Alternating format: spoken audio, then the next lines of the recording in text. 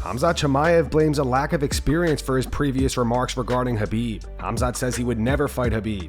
He went on to say, I was young, I lacked experience, I just broke into the UFC, they started comparing me with Khabib and other fighters, with Adlan Amagov in particular. Of course, when you achieve some good results, they say, oh, he's like Khabib or Adlan Amagov, but everyone has their own achievement. I got mine, Khabib and Adlan has got theirs. Every fighter wants to create his own legacy. It doesn't feel good to be compared to anybody else. I just got triggered as someone said that Khabib would smash me, so I responded to that dude, although I should not have done it. I said, okay, if Khabib wants to smash me, I am ready to smash him, and they just hyped that up as if I challenged him. All the media outlets made it viral.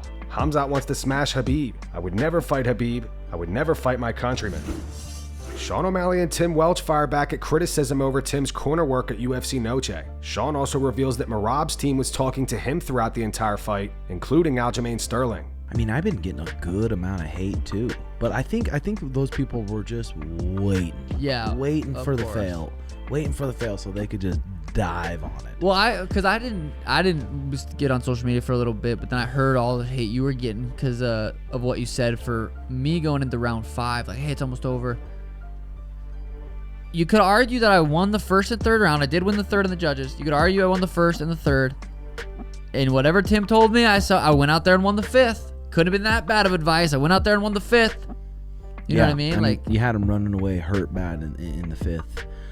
I just should have just worded it different. I mean, it's hard in those moments, and you forget you're mic'd up. I've known him for 10 plus years. I can see his body language. I can see kind of what's going through his mind a little bit. So, I mean, people's like, you should have went out there and just yelled at him and said, Rocky, you can do it, Rocky. And just sprint at him and throw down. And there's a lot of hate from me talking to Merab.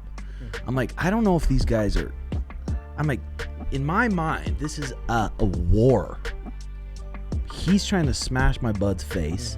He's trying to take a lot of money from the bud. It's like, at what point? And then you said Aljo was talking to me the whole time their too. corner was talking to me the whole time too. So it's like, I don't know if you can't come.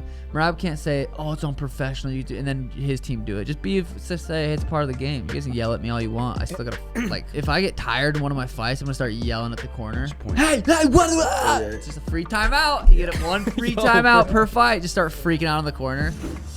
Following his victory over Brian Ortega at the Sphere, Diego Lopes is eyeing a fight with Alexander Volkanovski next. He also reveals what it would take for him to rematch Movsar Evloev. Movsar recently called for Diego to step in on short notice at UFC 307 as a replacement for Aljamain Sterling. Speaking to MMAfighting.com, Diego said the only possibility this fight happens is if the UFC really says, okay, you fight him and win, and you're next for the belt. That's the only way this fight happens at the moment, and I want a full camp. It's very easy for him to call me out knowing I just fought 2 weeks ago. I've been calling him out several times to fight with a full camp, and he never wanted it. The possibility of me accepting this fight now or fight him on short notice is 0.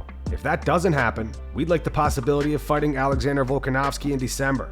He doesn't like to wait and neither do I, so that could be a good fight. A lot can happen. But I think the 2 most viable options for us right now are being the backup fighter in Abu Dhabi or fighting Volkanovski in December. The UFC is aware that I'm available for UFC 308, so it depends on what they want to do. The Volk fight would be very interesting because he's shown he can adapt well to everybody's style, especially when his opponent is taller, until he fought Topuria. But I think I can also adapt well to guys that are shorter than me, so it would be a very interesting fight. Daniel Cormier believes the UFC will try to persuade Jon Jones to continue fighting if he beats Stipe. DC, however, does not think Jon or Stipe will fight Tom Aspinall, despite Tom being the backup fighter for UFC 309.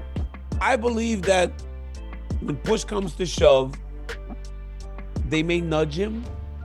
If he gets through Stipe, they nudge you, they nudge you, they nudge you, and then you end up getting more money and then you ultimately fight. But now, it's that Aspinall is officially the backup fighter. But what happens, Ben, if somebody gets hurt? Which one of those dudes is going to say, okay, I'll fight Tom Aspinall? Which one of them will actually stay in the fight? Shut up, they have to. Come on, dude. Come on, do it. Do it. Come on. Pavlovich was the backup fighter in New York City when Jones and Stipe were scheduled to fight the first time. Jones got hurt, Stipe pulled out, Aspinall fought against Pavlovich. There is no guarantee that because he's the backup fighter, somebody's going to fight him. I would almost guess that if someone gets hurt Tom Aspinall stays on the card, and he fights neither one of those guys. Now that Michael Chandler is scheduled to fight Charles Oliveira, Dan Hooker expresses interest in fighting Conor McGregor. Hooker just defeated Mateusz Gamrot at UFC 305 and is now ranked 5th in the lightweight division. Speaking to Submission Radio, Hooker said he's without a fight. I know Conor's hungry to fight and fight someone that he can get something from and makes a lot of sense. That's why I feel like Chandler kind of sitting there and waiting, not staying active, you kind of lose. What does he get out of beating Chandler? He knocks out Michael Chandler in the first round. Conor McGregor doesn't even get in the top 5 off that performance. On Chandler versus Oliveira, Hooker continued, I get why they kind of put that fight together. That's a big fight for the division. But I don't know, it's a weird fight. I was kind of trying to justify the fight, but no, it's just a weird fight. Yeah, that might be because I have something up my sleeve as well. Might have a little something in the fire there, but it must be good if I'm saying nothing. I get why Chandler would want the fight. Obviously, if he gets by Oliveira, the UFC has kind of promised him a title shot, I'm sure of it. I don't know much about what Charles will get out of it. At our level, when you're at the top 5, top 6 in the division, it's any man's day. All these fights are a bit of a coin flip. Jamahal Hill previews Alex Pereira versus Khalil Rountree on Aljamain Sterling's podcast. Jamahal says he believes Alex has every physical advantage over Khalil. So I don't know, what are your thoughts on the main event? Are you going out for this? Because I was actually thinking about still pulling up to Utah. Yeah, I'm gonna go. I'm gonna go out there just because, you know, it makes sense. It makes sense. It makes sense, and it affects what's next for me and things like that. So it's a weird booking. I mean, but it is what it is. But then at the end of the day, you look at it, it's still a good fight. It's still a good fight when you look at it on paper. It's like, does he deserve to be here? Probably not. But in terms of fan value, I think the fans are gonna have 100%. A good time watching this. Whoever wins is gonna be all stand up. It's gonna be a knockout. Yeah, 100% is gonna be a knockout. What if it goes 25 minutes, them just teeing up each other? That'd be crazy. I don't see it. I don't see it either. I don't see that because I don't think Khalil don't have a 5-round gas tank. Yeah. Khalil don't have a 5-round gas tank. And he's gassed at paces that were much slower than the pace that he's gonna have to fight with Alex. Now Alex he's gonna come out slow. He's gonna come out, take his time to kind of close in and try to find his shots. He's a lot more forward imposing than he looks. Mm-hmm. You know what I mean? You know how it is whenever sometimes you're in there, it's like, okay, this is danger range. If he doesn't like realize that, it will catch him off. It will catch him off guard. You know, but he's got every physical advantage over Khalil that he could possibly, that you could ask for in a fight. You think so? Yes. I feel like Khalil's I don't know. I feel like he's a big dude. Reach, height. Honestly, he's probably gonna weigh more than him too.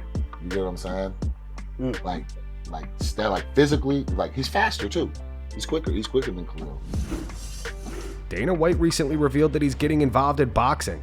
Mike Tyson reacted to this and says he thinks it's a huge positive for boxing. On the It Is What It Is podcast, Tyson said that's going to be the best thing to happen to boxing, just like UFC. If you're in UFC, and if anybody's booing the fight, you're not going to see that guy. His next fight is going to be in South Dakota somewhere. Only good fights. If you don't have a good fight, you ain't never going to see that guy again. Not like boxing. This guy's going to fight next month again? We don't want to see that. If any fights stink, you're not back in the UFC no more. You're never going to see those guys again. Paulo Costa claimed he's been having a conversation with Alex Pereira on Xbox. Paulo posted this clip to X. We're not sure if it's actually Alex. Paulo wrote, Alex, what F you sending me? The conversation starts with Alex saying, when you have time, let's play. Paulo responds, let's go. These days I can. Alex then allegedly sent a clip of him KOing Chael Sonnen in UFC 4. This is Xbox homepage. Take a look. Messages. Chat. What the?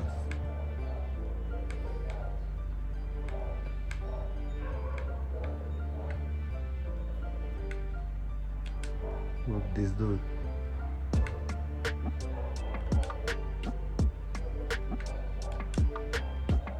What this dude is sending me.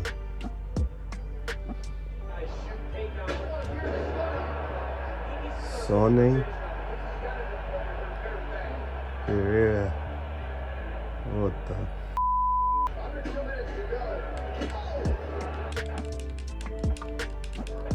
Let me see the end. Oh, okay. Knockout. How? Michael Bisping and Anthony Smith had some harsh words for Conor McGregor regarding the clips of Conor circulating around social media this weekend of him walking into Anthony Joshua versus Daniel Dubois with an unlit cigar in his mouth. Bisping and Smith think he looked like a bag.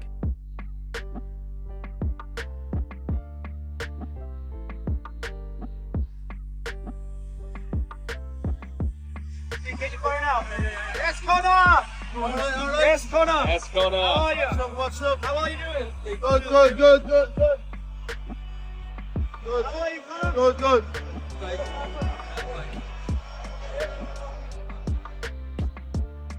On the Believe You Me podcast, Bisping said, "Conor, you would have thought he was a big Daniel Dubois fan because when Joshua was getting those punches, he was out of his seat. Maybe the cigar might have even got lit. Walking in with a big cigar unlit between the teeth. How do we feel about that? Because two words spring into my mind right now, douchebag." Smith replied, "I don't know what happens to people, or when you change, or how much money you have to start doing weird douchey shit like that. Like, how rich do you have to be to wear your sunglasses inside 24/7? For what? I wish I was 5% as cool as he thinks he is. Like, how do you get to be so cool? I don't know, I don't get it. And I don't want to just talk shit on Conor, but come on, bro, come on." Bisping continued, "This is the problem when nobody tells you anything. When nobody says, bro, you look like a he has nobody saying, at least light the cigar, at least have a go." And that's going to wrap it up for the news. Thanks for watching. For daily MMA news and content, subscribe to Full Mount MMA and click the bell icon to be notified when we post videos. Here are the 3 top comments from last video.